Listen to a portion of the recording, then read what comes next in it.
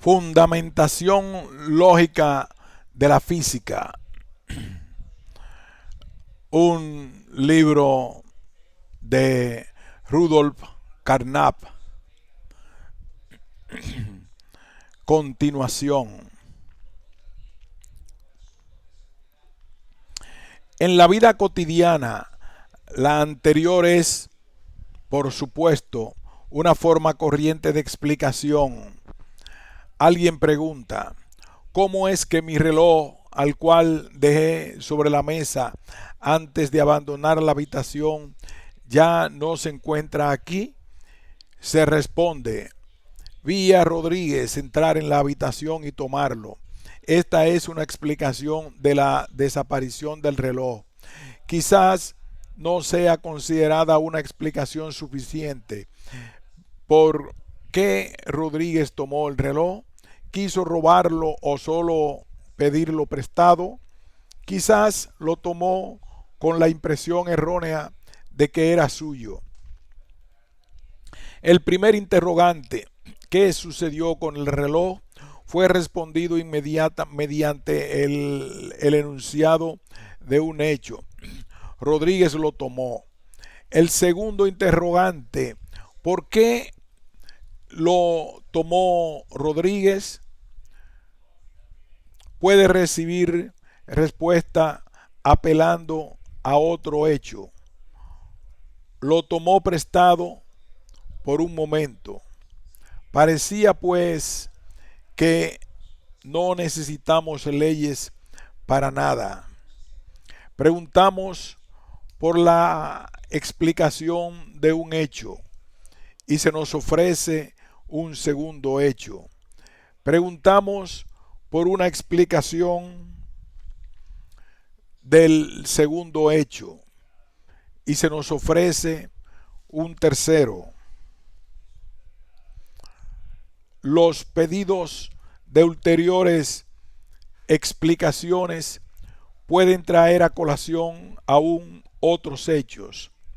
¿Por qué es necesario entonces referirse a una ley para dar una explicación adecuada de un hecho? La respuesta es que las explicaciones por hechos son explicaciones por leyes disimuladas. Cuando las examinamos más cuidadosamente, descubrimos que son enunciados abreviados e incompletos que presuponen tácitamente ciertas leyes, si bien son leyes tan familiares que es innecesario expresarlas. En el caso del reloj, la primera respuesta, Rodríguez lo tomó, no sería considerada una explicación satisfactoria si no diéramos por supuesta la ley universal. Cuando alguien toma un reloj de una mesa, el reloj ya no se encuentra sobre la mesa. La segunda respuesta, Rodríguez lo tomó prestado, es una explicación porque damos por supuesta la ley general. Si alguien pide un reloj prestado para usarlo en otra parte, toma el reloj y se lo lleva. Consideremos un ejemplo más. Preguntamos a Juancito por qué está llorando y responde con otro hecho. Pedrito me pegó en la nariz. ¿Por qué consideramos a esta una explicación suficiente? Porque sabemos que un golpe en la nariz provoca dolor y que cuando los niños sienten dolor lloran. Son leyes psicológicas generales, son tan conocidas que hasta Juancito las da por supuestas cuando nos dice que está llorando. Si se trata, por ejemplo, de un niño marciano y supiéramos muy poco acerca de las leyes psicológicas marcianas, entonces un simple enunciado de un hecho no sería considerado una explicación adecuada de la conducta del niño. Si los hechos no pueden ser conectados con otros hechos mediante una ley, por lo menos enunciada y explícitamente o entendida tácitamente, no suministran explicaciones. El esquema general de toda explicación puede ser expresado simbólicamente del siguiente modo. X perteneciente a QX, PAQA. El primer enunciado es la ley universal que explica a cualquier objeto X. El segundo enunciado afirma que un objeto particular A tiene la propiedad P, pero dos enunciados tomados conjuntamente nos permiten deducir lógicamente el tercer enunciado. El objeto A tiene la propiedad Q. En la ciencia, como en la vida cotidiana, no siempre se enuncia explícitamente la ley universal. Si se le pregunta a un físico, ¿por qué esta barra de hierro que hace un momento encajaba exactamente en el aparato ahora es demasiado larga para encajar en él?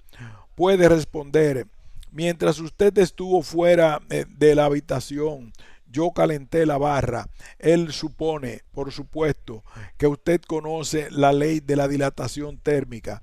De otro modo, para ser comprendido, habría agregado: y cuando un cuerpo se calienta, el mismo se dilata. La ley general es esencial para su explicación. Pero si usted conoce la ley y si él sabe que usted la conoce, puede no considerar necesario enunciarla. Por esta razón, las explicaciones, especialmente en la vida cotidiana, en la cual se dan por supuestas las leyes de sentido común, a menudo parecen muy diferentes del esquema que he presentado. A veces, al dar una explicación, las únicas leyes conocidas que se aplican son estadísticas, no universales. En tales casos, debemos contentarnos con una explicación estadística. Por ejemplo, podemos saber que determinado tipo de hongo es ligeramente tóxico y provoca ciertos síntomas anómalos en el 90% de quienes lo ingieren. Si un médico encuentra estos síntomas cuando examina a un paciente y éste le informa que ayer comió ese tipo particular de hongo, el médico considerará a esto como una explicación de los síntomas, aunque la ley implicada solo sea estadística y realmente constituye una explicación. Aunque una ley estadística solo suministre una explicación sumamente débil, con todo es una explicación.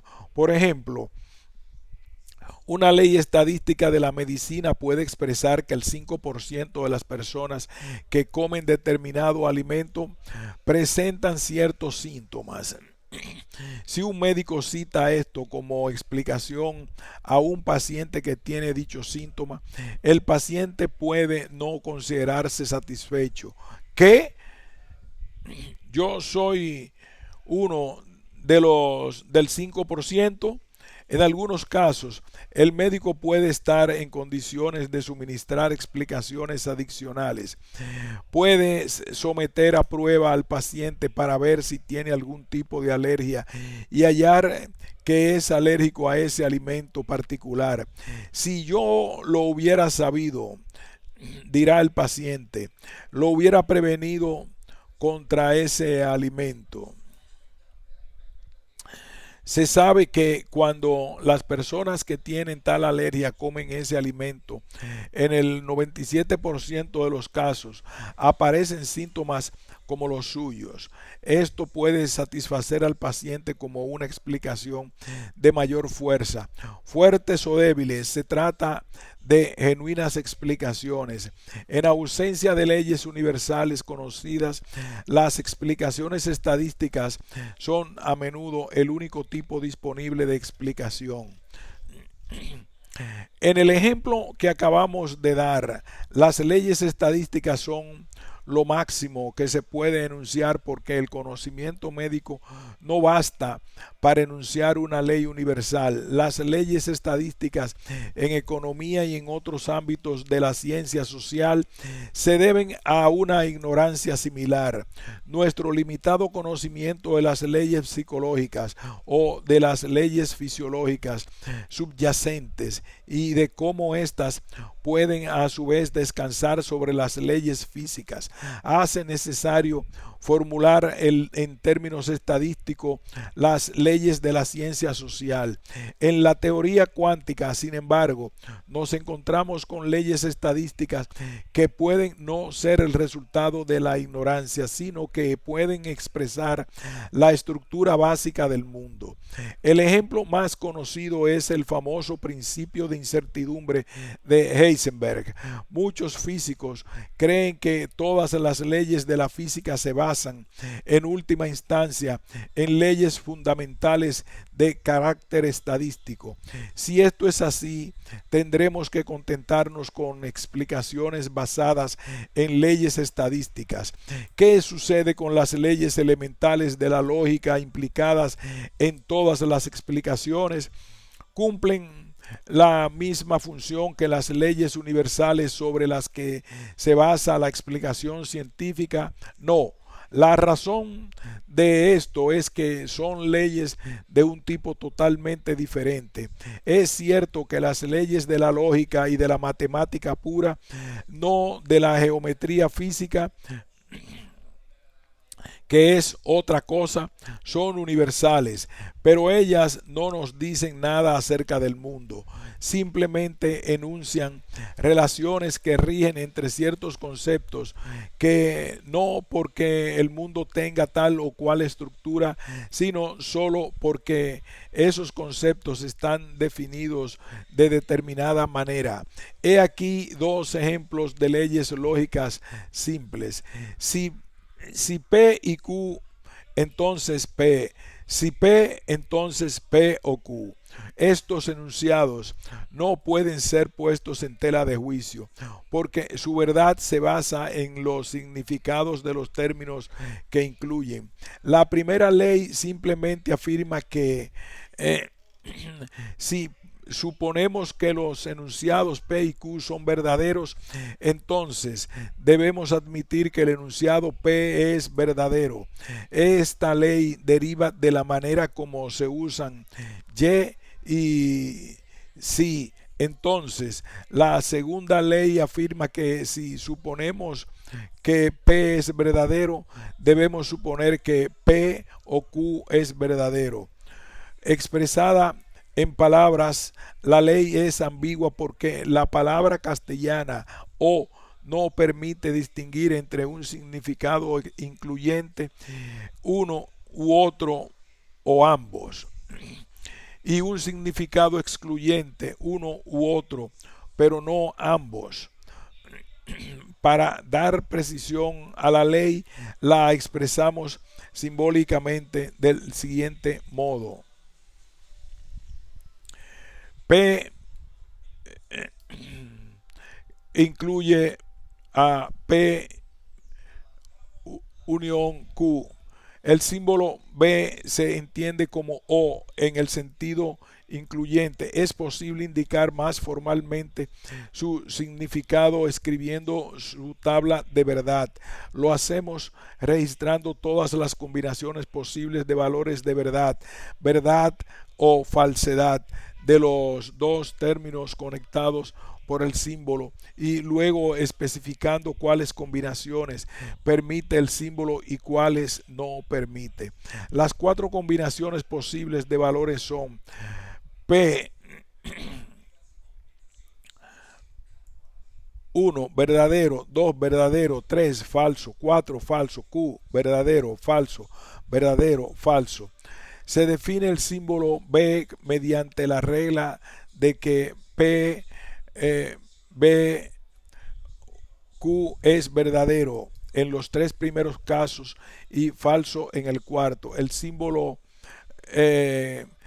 contracción que se expresa aproximadamente en castellano mediante la locución sí, entonces queda definido de manera precisa diciendo que es verdadero en los casos primero, tercero y cuarto y falso en el segundo.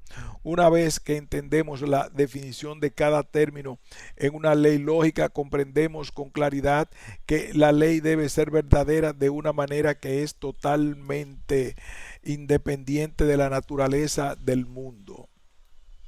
Es una verdad necesaria, una verdad que es válida, como dicen a veces los filósofos, en todos los mundos posibles.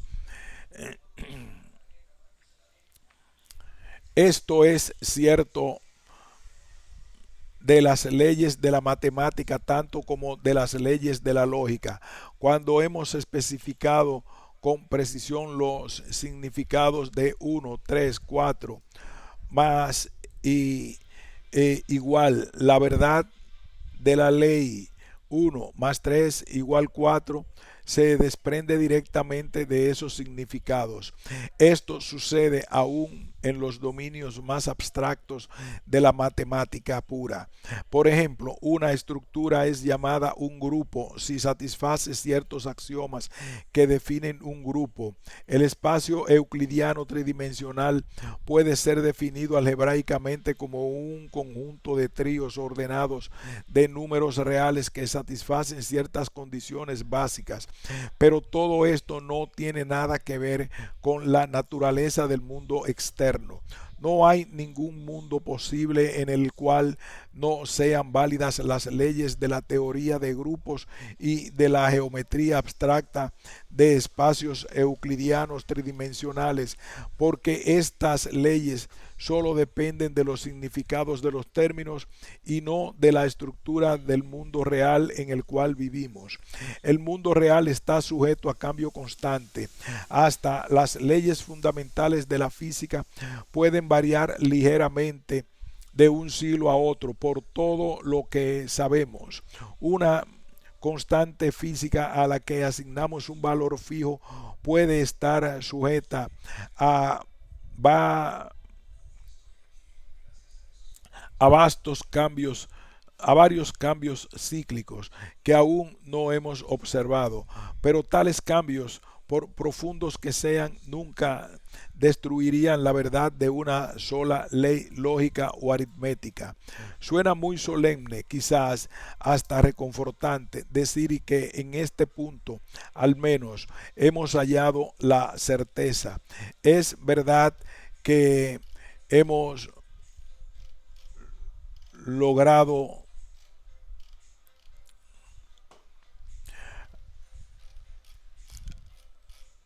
Aquí haremos una nueva pausa.